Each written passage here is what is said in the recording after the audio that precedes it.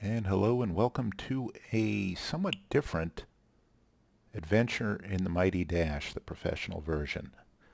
We are hanging in mid-air just shy of Sandy Hook in New Jersey, and there's Breezy Point off in the distance, and right over here is Kennedy Airport, but we will not be flying the famous Canarsie approach into Kennedy's 13 left or 13 right. Instead, we are going to be kind of aviation pioneers here, proving out a new approach or creating a new approach into LaGuardia for runway 31. Now, a little background here.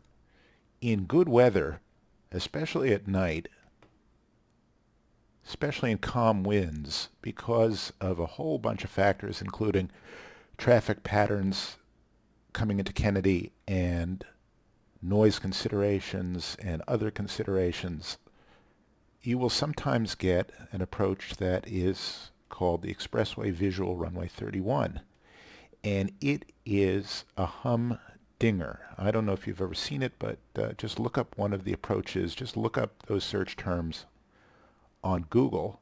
What am I saying on Google? My God, on YouTube, this place. And you can get some cockpit videos of it, and it is quite a sporty approach. Just like the Canarsie approach, it's a kind of circling, weird approach, but this one is purely visual. However, a lot of airlines now have built their own private LNAV, RNAV, VNAV overlays so that they can get flight director guidance throughout this long curving approach, because as you can see in the plate, basically what it says is it presents you with a whole bunch of visual cues. This is Flushing Meadow Park. This down here is the National Tennis Center and Citi Field, and you get all kinds of just interesting arcane stuff, like in the modern GPS age, it says fly to the twin white tanks, and you're going to see them as we go over them. At least I think we are with this scenery. And when you get to the twin white tanks on your left, you'll have a highway on your right, and that's the Long Island Expressway. So follow that. Follow that till you get right about to here, and then start turning.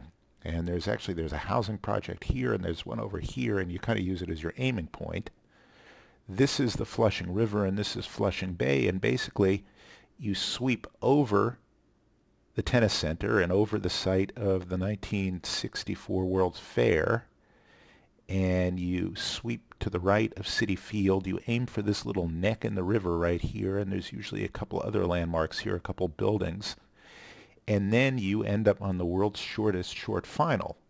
It's about a mile final to runway 31, and to compound it, usually what happens when you plunk down onto 31 is they are doing takeoff operations on 4, and so they prefer you to land and hold short if you possibly can. So in essence, you do a circling approach, tight turn to final, very short final, and then hit your touchdown zone neatly, and then stop the plane at about 5,000 feet. And I can tell you that when you're in an Airbus as a passenger, or Boeing 757 is the biggest I've done it in, but every rare once in a while they will fly a 767 in here, but that's usually very rare. Delta's done it, and they've only done it a few times when there's sort of unusual load factors and things like that. But in the past, they have flown on this very approach DC-10s and L-1011s.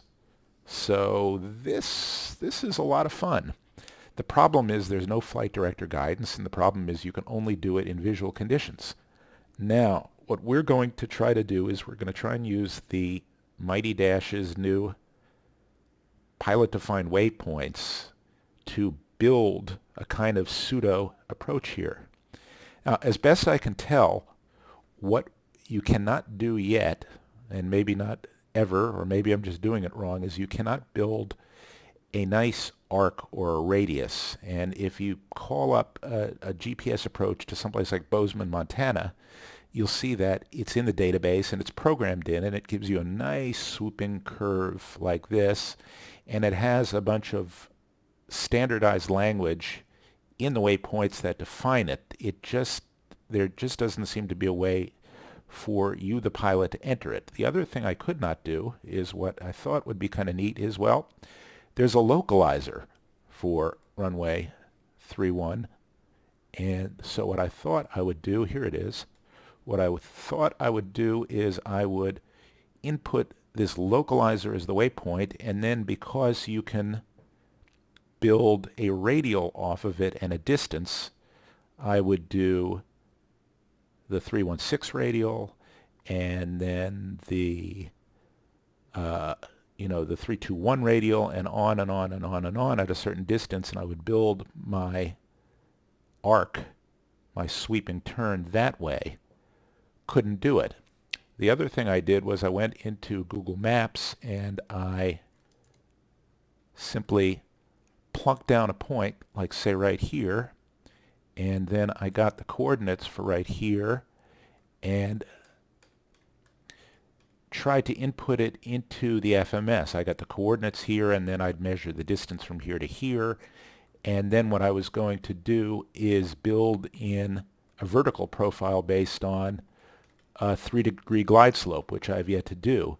And some of the waypoints, if you look right here in the FMS, I did manage to do it. Well, you can't see it right here because I'm on this page, and I'll explain why I'm on this page in a second. This waypoint here is Expressway EXP5. That's just something I've named it. And what you do is, to build your own pilot-defined waypoint, all you have to do is go into the flight plan, go to a line, select the line, and then type in something that isn't in the database, like your own name that you want to call it. But there's also a naming convention for these things. You can use the ARINC the naming conventions. That's ARINC, and I confess I don't know exactly what those letters stand for. I used to, but I don't.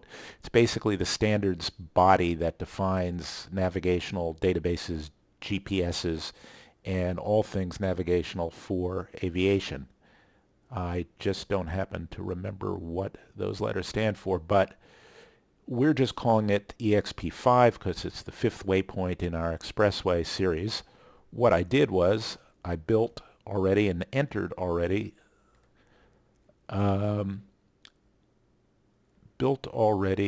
this waypoint, entered this, so dials, and then I built a waypoint right about here and one right about here. So we were trying to build the next one along, which was right about here, and I was having difficulty actually entering these coordinates for it. So I discovered in the manual for the real FMS from Universal, the UNS-1 manual, that you can fly over a waypoint in define waypoint mode, you see right here like that, and then you can just push this button and it will capture whatever position you're at. Now, I'm absolutely certain when a company, an airline, builds its own RNP approach, I'm absolutely sure they don't go zooming over it with an airplane and then pushing this button at each waypoint, because you really can't, because what you have to do is you have to push the button and then you have to very quickly go back to the flight plan page, and then you have to name another waypoint, come back here, click on north, and then push the button again. But because this is a simulator and because we're hanging in the air here, as you can see, we can stop the plane whenever we want. So what I'm going to do is I'm going to fly this approach.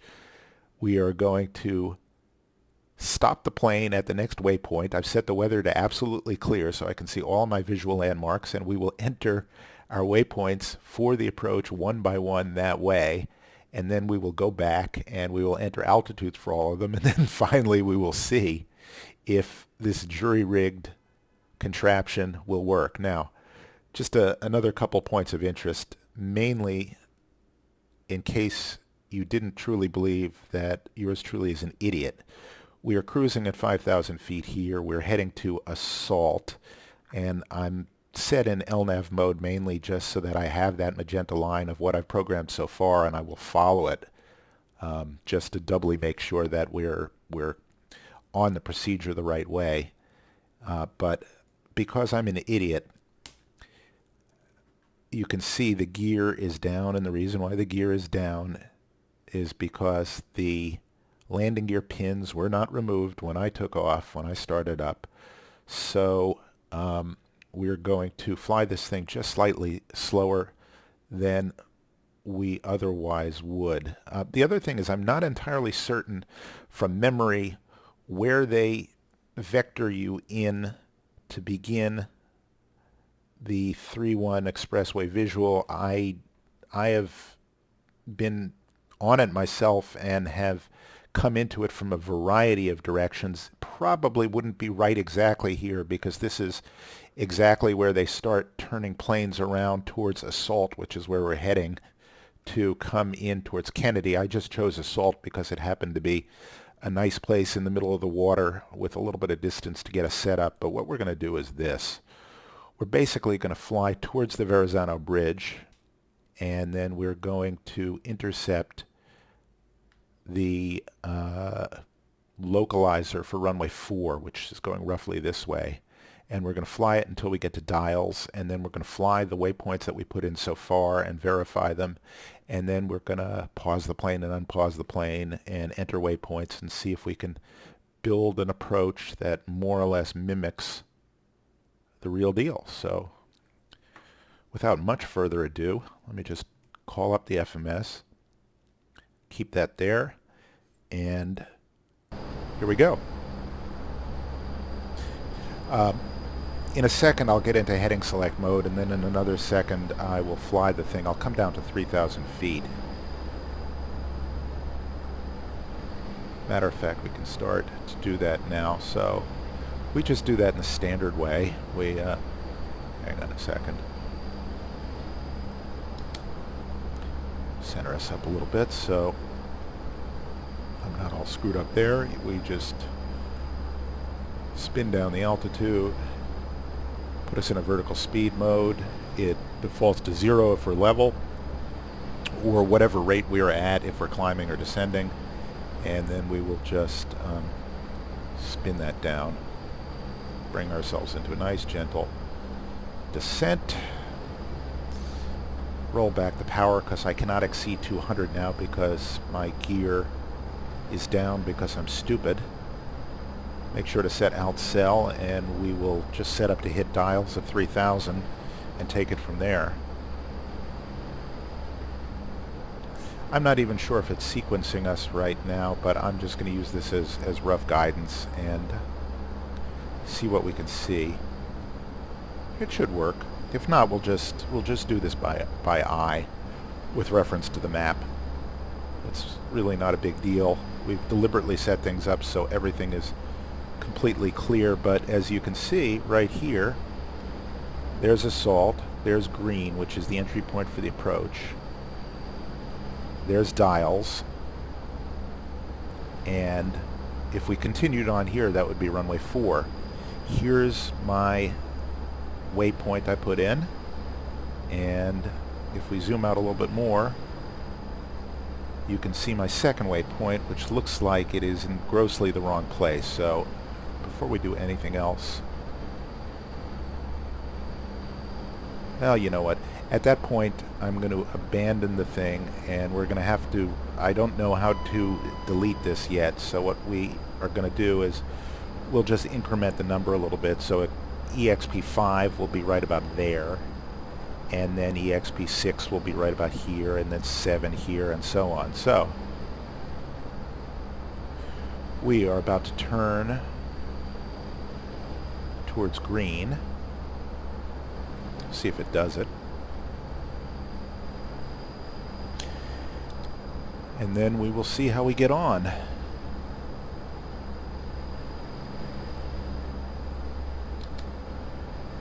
Also, I'm in a turkey coma, so that can't help.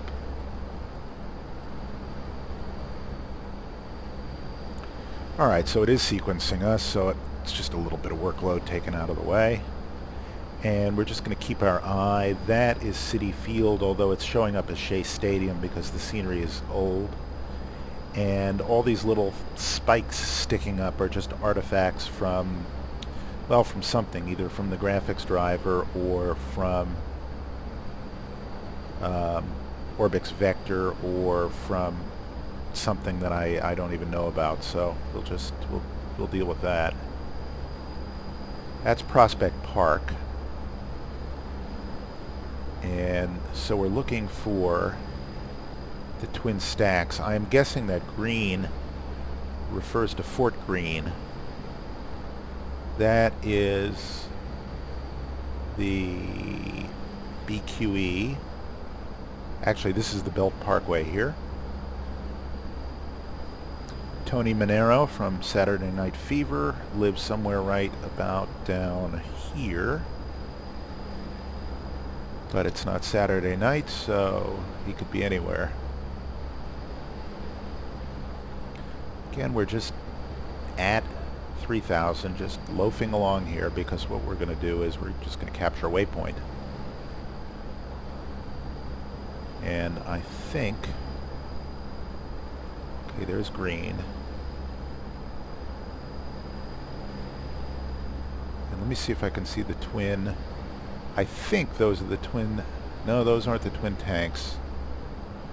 They might not even be on the scenery. I hope they are. I hope we don't have to just say, okay, we're at Dials and that's it. I hope there's actual visual reference for it, but we'll see. Cruise ship is pulling out. Certainly having a better time of it probably than us, but we're also pretending that there isn't a single bit of airline or other traffic in the New York area at the moment, but just us pioneers. That's the Williamsburg Bridge going over Brooklyn's Park Slope neighborhood. Brooklyn, by the way, is now more expensive to live in on average than Manhattan, which is totally twisted. And let's just come down to 2,000 so we can see our landmarks better. This is not the way we'd be doing it for the approach, but why not? It's a nice gentle descent. Alright, so we're going to get to Dials and then hook a right, which is already programmed in, and as soon as it gets to EXP2 we will point the plane where we want it to go. This is Newtown Creek, which defines the border between Brooklyn and Queens.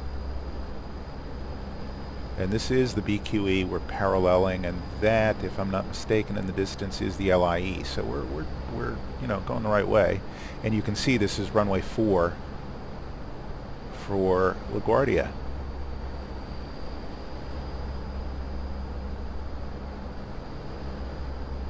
Just going to put out another notch of flaps here and slow us down a little bit. So okay, here we come on Dials. Just get this down to the max. Okay, we're zoomed as much as we can there. And I am literally just looking out at the scenery. Alright, the twin tanks should be right there underneath us, but they're not, but that's okay. Okay, so we're turning to our next waypoint. And this is the beginning of the approach. That is the highway, and I probably turned us a little bit too much. Yeah, a little bit too much, so maybe we'll adjust that. Matter of fact, let's. So, what we're going to do is we are going to pop up our FMS and we're going to capture this particular position. We're going to call it EXP5. And you see, it captured it. So that is our waypoint and we'll accept it. Now we'll delete EXP3 because it's kind of bogus, and we'll delete EXP2. And why did I just do that? So the first waypoint after dials is going to be EXP5. We'll delete EXP2.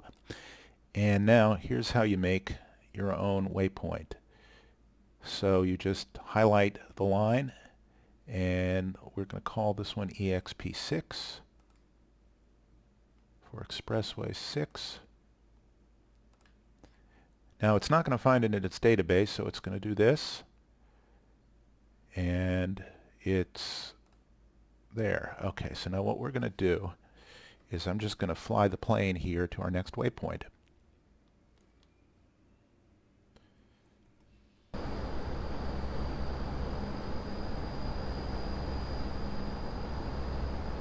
And we're just a little bit to the right of the expressway. That's Flushing Meadow Park. There's the tennis center. There's Shea Stadium or Citi Field. And so we will fly to our next waypoint. And again, I'm just doing this to survey the route, basically. Let's get us where we want to be. I'm not descending the way we would. I'm just at this point doing this for lateral navigation.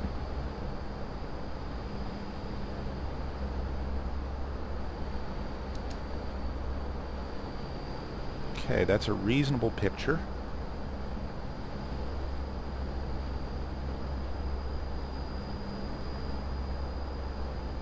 And that's actually not a bad place to be because we'd start our turn right about there. So I'm going to hit pause again.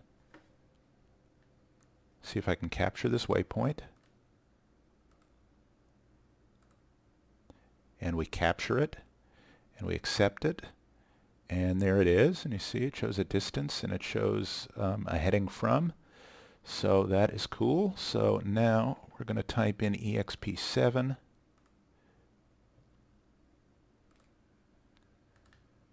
And again, it's not going to find it.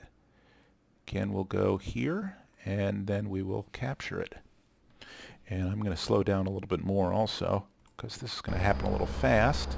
I could probably use slew mode to do this too, but I guess it's more fun to pretend that we're aviation pioneers.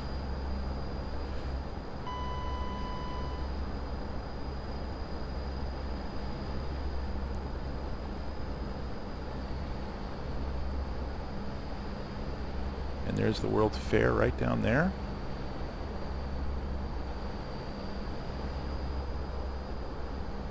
There's the tennis center right there.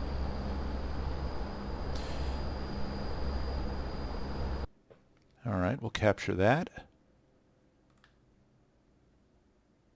And it is captured. We'll accept. And we'll do EXP8.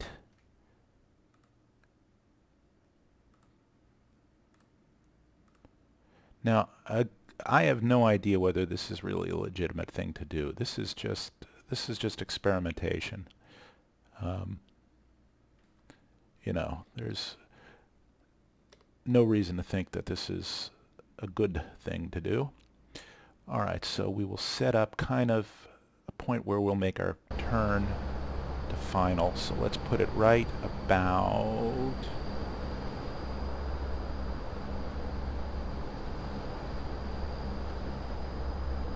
there.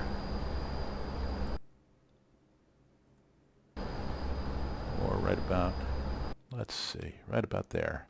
Now ordinarily we'd be lower if we were doing this for real. So, okay, we capture that, hit accept. We'll do EXP9. I don't even know if it can sequence the things this fast, and I'm sort of placing the waypoints to allow for a kind of standard rate turn. You know, I'm giving them enough. I'm trying to give the computer enough to work with to fly the plane smoothly if it were going to do that. But we're actually going to fly the plane smoothly, and this is basically just for our own guidance and entertainment, I suppose you'd call it. But here we go. So EXP9. Again, hit our latitude and longitude. And I think what we'll do is we'll put a waypoint right about there. right behind the pillar here. So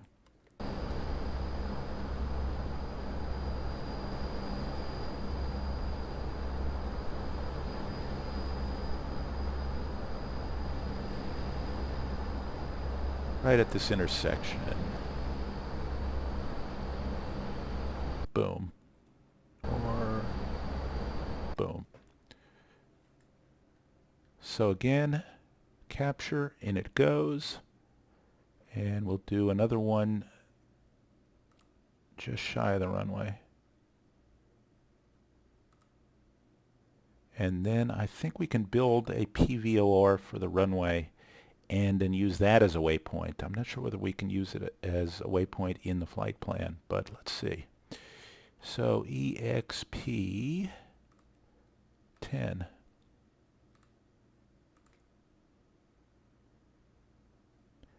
And we'll make that one right about here.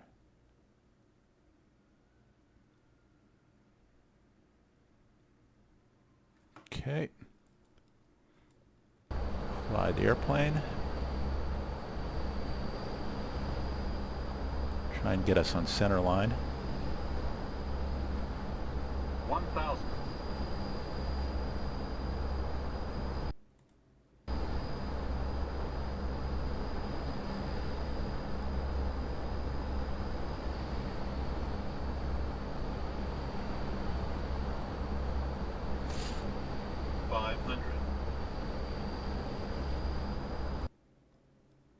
Okay. Capture our position and accept. Now let's just take a look and look at this. Look at what we did. See? We drew what is more or less a curving approach. Now, as for how well this works, I don't know, but let's, before we do anything else, let me just step through it. So we'll hit our format key here. And that looks about right. So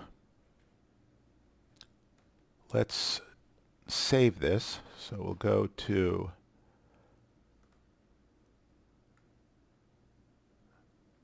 where do we go? Data.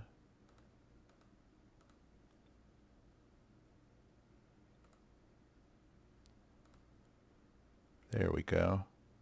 Store flight plan. And we will call this EXPY31 LGA.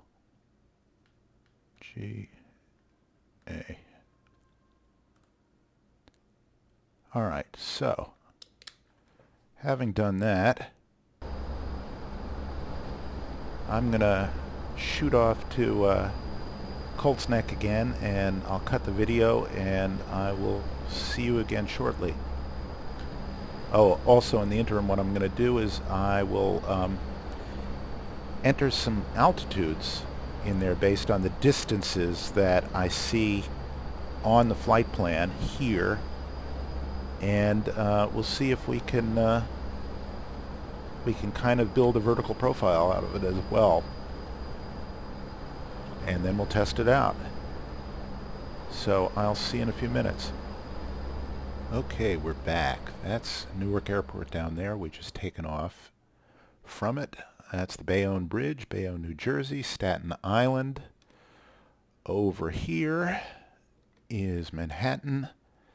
Over there is Prospect Park. We're going to be flying this way and that way, and then all the way looping around here and landing at LaGuardia on runway 31. What we've done is we've built a mock-up of the expressway visual by using user-defined waypoints. Now, we've done it in a kind of unorthodox way, I'm sure, and I'm not sure any of this is really worth the effort, at least not for building an approach, because you can't specifically put an approach in the database and call it up as an approach. So this isn't even a legal approach. This is sort of just an exercise in let's see if we can do it. But just so you can see, there is green, there is dials, there's the turn to one of our waypoints, and then all the rest of them here. Now what I've done is, well, I was away, I've plugged in a series of altitudes that are semi-plausible, and that should be doable, so we'll have some vertical guidance as well. So what we've done is we basically built a private company approach here in probably a backdoor MacGyver sort of way, but we're going to use it so that we can get flight director guidance all the way through this visual approach, even though really we should just fly this visual approach like a visual approach. But anyway, I'm going to unpause the sim.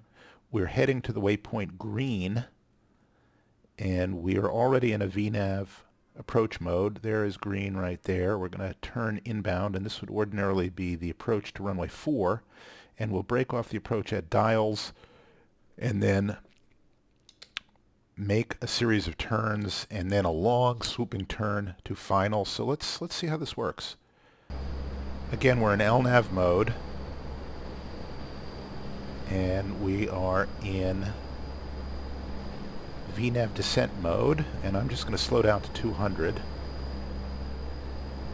Put out 1 notch of flaps because this is all going to happen pretty quickly as we go. I'm going to set a reduced noise profile landing, even though really I probably should set props full and full flaps just so that I have the most maneuvering room, but you know.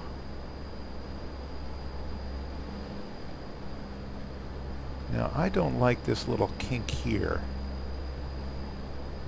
Probably we should adjust this, but let's just see what it makes us do. It's probably going to make us do a little bit of fancy dancing.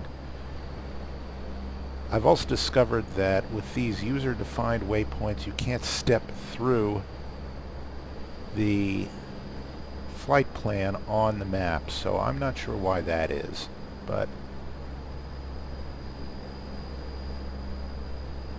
okay, we've captured our VNAV path, and we're hitting green, and as soon as we do, we're heading down to 2500. So let's just see how this works.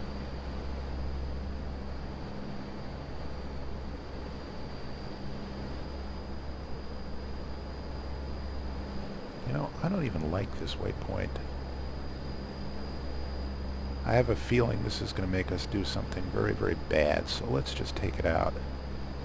We will go to this line and make it go bye-bye. And now that looks more like the route we should be flying, so there we go. Fixed our first screw up. So we're on a descent profile, like so, and we're 5 miles from dial, and we are 1,000 above where we need to be at dials, so that should get us down in time.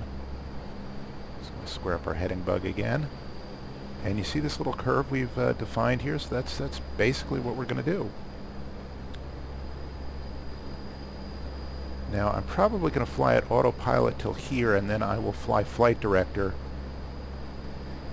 and see how we get on with that. This is where we're going, all the way looping around here, and that's what corresponds to it. I might have defined this just a little bit tight, but since we're living dangerously, down with a notch of flaps, down with the gear. That is runway 4. That's the runway we're going to be landing on. So let's see how it does.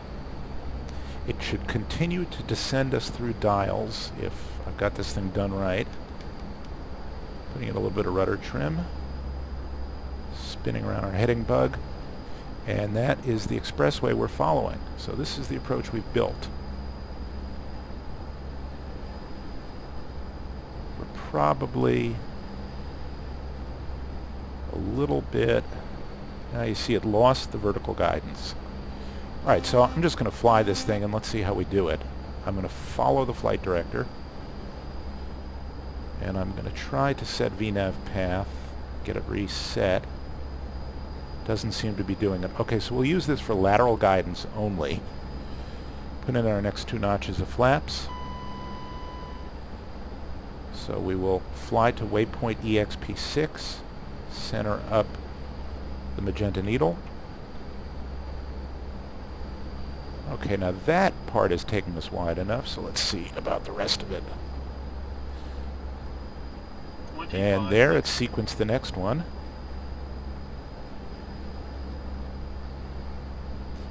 Get the feeling it's going to leave us a little bit tight.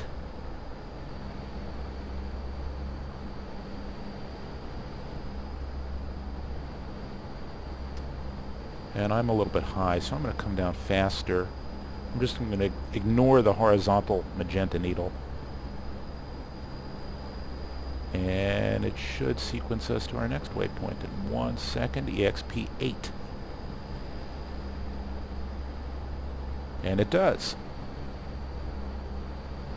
And so I'm following the magenta needle around.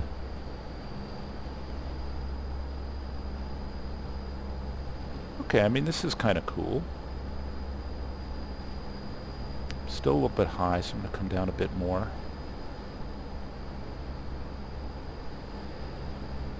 Just looking off here, yeah, we're very high, so. And here's another waypoint. And down we go. And here's our final one.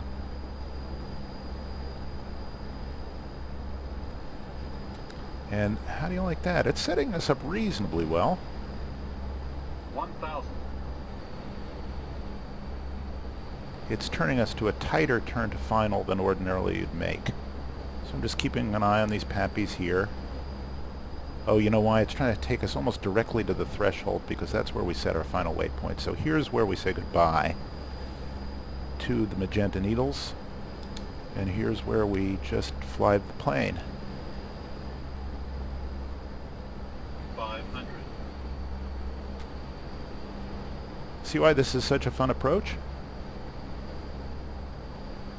Especially in a crosswind. And we're going to cut this a little bit wide. See if we can rescue it. Minimums. Minimums. And still hit that land and hold short line. 100. Yeah, maybe.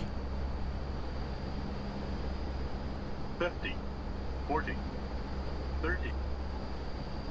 20. 10.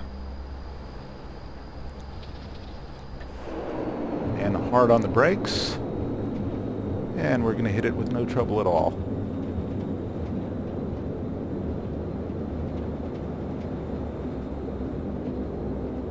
Now, ordinarily after doing something like this, I would say something like, and that's how you build a flight plan using pilot-defined waypoints. But the fact is, I'm really not sure whether that's the right way to do things, and I hope if anybody really knows, they'll chime in, and probably in the coming days and weeks ahead, I will find out a little bit more, look into the documentation a bit more, and ask around on the Majestic and other forums a little bit more, and maybe figure out how to do it right. But for the moment, that's sort of the way to do it on the cheap. And, you know, maybe you can find a use for it. And in any case, happy Thanksgiving for everyone in the States, and see you next time.